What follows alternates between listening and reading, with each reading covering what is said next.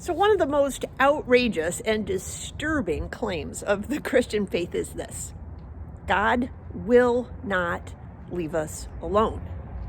God doesn't walk away in disgust. God doesn't stand back and wait for us to approach. God seeks us out. God calls us. God knocks on our door. God rings our doorbell.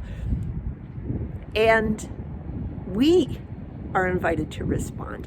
Have you ever had an experience like that? Have you ever had a sense of God calling you or nudging you or provoking you to respond in some way? How did you respond?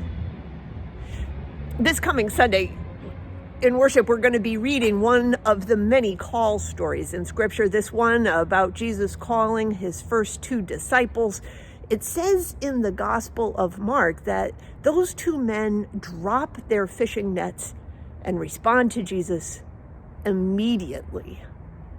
It's an amazing story. It's always fascinated me, not so much because of the call. That happens over and again in Scripture, and I've heard those stories over and again from people I know and people I've met, stories of God's nudging, of God's insistent knocking. What amazes me about the story we're going to read on Sunday is that word immediately.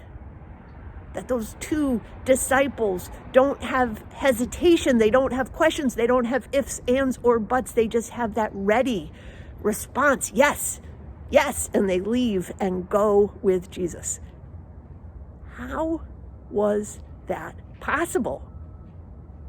What came before that invitation? What prepared that yes?